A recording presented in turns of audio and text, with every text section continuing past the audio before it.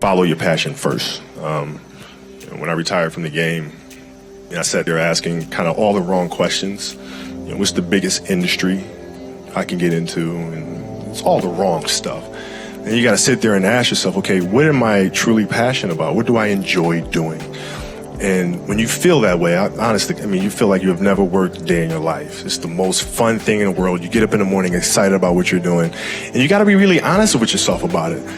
If you wake up in the morning and you're dreading going to work, dude, do something else. Right. Do something else. And those are hard decisions to make. But when you make those decisions, it's a very liberating experience. And you find out that the rewards will come. I think the best way to prove your value is to work, is to learn, is to absorb, to be a sponge. But you always want to outwork your potential. As hard as you believe you can work harder than that. And that's what I tried to do when I first came in the league. But basketball is such a direct competition sport. And me coming in at 17, I hated when my teammates would say, I get hit with an elbow. Like Shaq would hit me with an elbow in practice. And Nick Van Exel would come up and say, "Are you okay?" I'm like, what? Mao, are you okay? What the hell's wrong with you? So I always had that extra chip on my shoulder. So every day in practice for me was really trying to annihilate everybody that I was playing against. Because I wanted to prove you don't need to babysit me. I'm fine, And so it's always that competitive nature, the work ethic, and curiosity. Because I asked a lot of questions. When playing with Bryant Scott, I asked him a lot of questions. Eddie Jones, who was great at chasing guards off the screens, and I didn't understand how to do that. I would sit with him before practice, after practice. Magic, all the Laker greats, I would always sit down and just ask them questions about certain games that I studied growing up. What actually happened there? What did you feel there and why? We were playing against the Lakers, Tom, and we were out here in LA. So the game was at 7. I was like, you know what? I'm gonna come to the Staples Center because we're playing. This is when the Lakers had Kobe and Shaq. Okay, this is like the championship Lakers. So I'm gonna get there at 3 o'clock, and I wanna make sure I make 400 made shots before I go back into the room, and then I sit in the sauna and I get ready for the game. So, get in the car, get to the gym, get there, and as I'm walking onto the court, who do I see? I see Kobe Bryant, already working out. So once I set my foot across that line, I started working out. And so I worked out for a good hour and a half. And when I came off, after I was done, I sat down, and of course I still heard the ball bouncing. I look down, I'm like, this guy's still working out. He was working out for it looks like he was in a dead sweat when I got here. Right. And he's still going. And it's not like his moves are nonchalant or lazy. He's doing game moves, I sit there and I unlace my shoes. I'm like, I want to see how long this goes. So I sit out there and watch 25 minutes. And he got done. I said, okay, I think I've seen enough. Go play, come back, get in the sauna, get ready for the game. That game, he drops 40 on us, okay?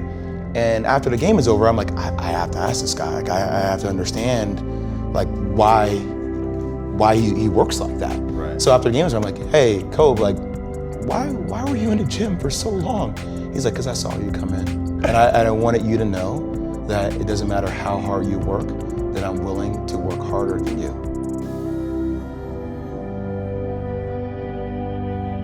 If your job is to try to be the best basketball player you can be, right? To do that, you have to practice, you have to train, right? You want to train as much as you can, as often as you can. So if you get up at 10 in the morning, train at 11, right? 12, say 12, train at 12, train for 2 hours, 12 to 2. You have to let your body recover. So you eat, recover, whatever. You get back out, you train, start training again at 6. Train from 6 to 8, right? And now you go home, you shower, you eat dinner, you go to bed, you wake up, you do it again, right? Those are 2 sessions. Right? Now imagine you wake up at 3, you train at 4, you go 4 to 6, come home, breakfast, relax, blah, blah, blah. Now you're back at it again, 9 to 11, right? Relax, and now all of a sudden you're back at it again, 2 to 4, and now you're back at it again, 7 to 9. Look how much more training I have done by simply starting at 4, right? And so now you do that, and as the years go on, the separation that you have with your competitors and your peers just grows larger and larger and larger and larger and larger.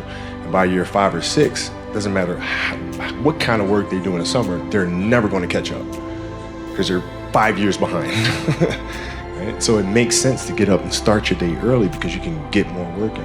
If I start earlier, I can train more hours. And I know the other guys aren't doing it because I know what their training schedule is, right? So I know if I do this consistently over time, the gap's just going to widen and widen and widen and widen and widen, and they won't be able to get that back.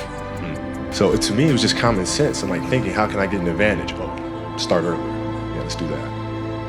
How do you develop that, or where do you learn that from? Well, I think it's just it's just a matter of what's important to you.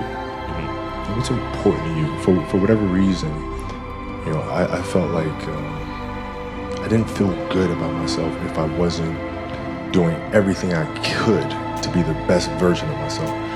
If I felt like I left anything on the table, it would eat away at me. I wouldn't be able to look myself in the mirror. And so the reason why I can retire now and be completely comfortable about it, because I know that I've done everything I could to be the best basketball player I could be.